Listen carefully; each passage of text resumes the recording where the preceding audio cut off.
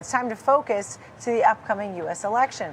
We'll dive into each candidate's economic policies and why our next guest believes we should be paying a little more attention to the candidate's personal finances.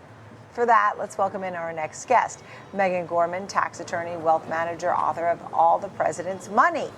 Thank you for being with us. So as I look at the cover of the book, it really shows this is not a current thing. This is something going all the way back, many presidents back, right? Tell us a little bit about the book and the premise. Sure. So, Nicole, first of all, thanks for having me on. I've spent 23 years in this industry. I've seen some of the skills and traits it takes to be successful with money. And so what I do is I look at each of those traits and I tell you stories of the presidents. George Washington was a great budgeter. Presidents like Jerry Ford were really strategic in managing their finances. So I tell you who does incredibly well and those who struggled, like Thomas Jefferson or Joe Biden. So interesting. Yeah. So you talked about managing money or being a little more frugal, for example, right? So what's Biden doing, for example? And this is more about policy and behavior than something that we like one party over another. What would be an example of Biden's, sort of behaviors that would tell you something? Right. Financial psychology is huge today, and it's really important to understand that. The thing with Joe Biden is we all know that he lost his first wife in a horrible accident. But when people have had trauma, they often need to slow down as they make financial decisions. What we often see with Joe Biden is a little more freneticness in how he makes financial decisions. And in the book, I talk about how he buys houses in the 70s and 80s, and he's not thinking through all of the consequences.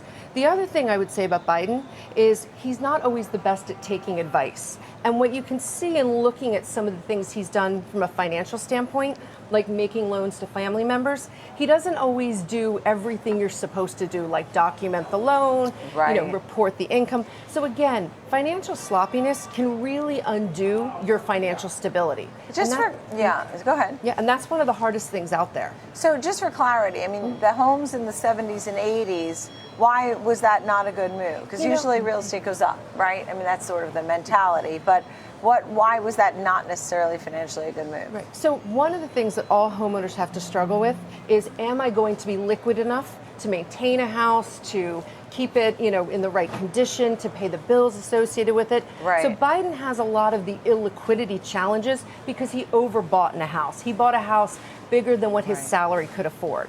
So there's a lot like him, like you find in people like Thomas Jefferson as well. So very much illiquid. Our two presidential candidates, Kamala Harris and former President Donald Trump, Vice President Kamala Harris.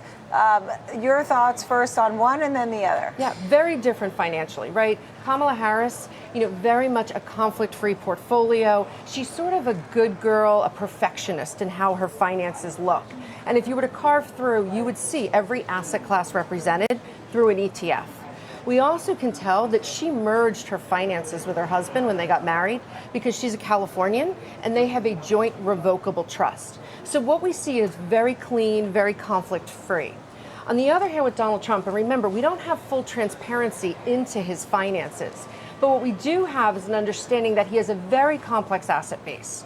And he is all about generational wealth transfer, right? He's the second generation. His father was generation 1. His children are generation 3. Donald Trump's goal is to get everything from generation 2, which he is, to his grandchildren, which are generation 4.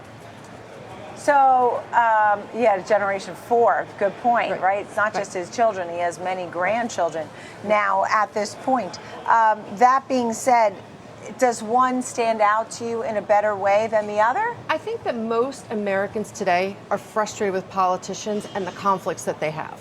And so one of the things that we really need to think about is, are their finances related to, keeping them as conflict-free as possible? And so I think if you look at it, I would tell you from what we can see, Kamala Harris seems more conflict-free. But again, I think what trips Kamala up a lot on her finances is when she talks about taxes. Because most Americans, when they hear tax policy, are focused on what it means to them. And they don't always fully understand what it means to them.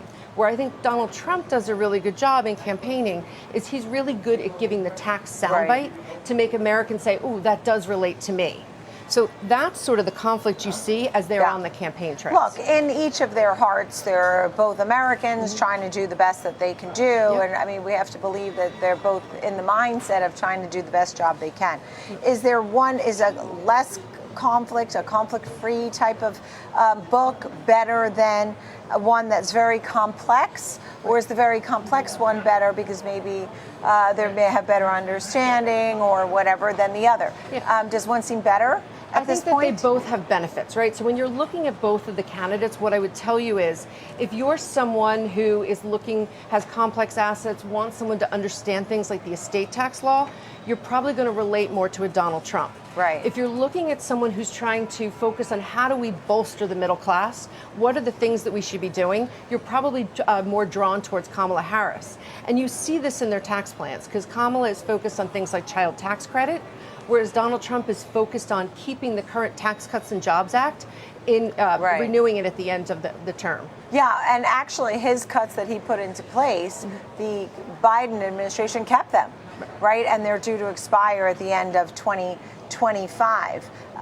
Estate tax also, to your point, right? Transferring generational wealth. Child, I think Trump had looked at that at some point. I feel like he did something for that, but I understand they're both focusing on that. Right. Other things like corporate tax plans, or taxing capital gains. Some thoughts on that? Yeah, so first of all, I think calling it a Tax Cut and Jobs Act is not true across the board for all Americans. So what I would suggest to anyone who's looking at the tax plans and trying to understand what it benefits them or not, they should talk to their CPA and say, am I better off today than I was in 2017 when this law was passed?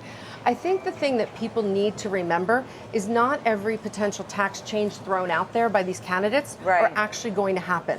We have to remember that the House might be a majority by 1 or 2 seats, depending on how it plays out. Yeah. And so it's going to be potentially difficult to get anything through Congress. In terms of the tax plans, I have to tell you, each of the things that they're throwing out there only impacts a certain segment of Americans. I would hope that they fully understand all the segments of Americans on both sides. Last but not least, crypto has been a very big topic. We know Trump has had a lot of presence at some of the crypto conventions and things.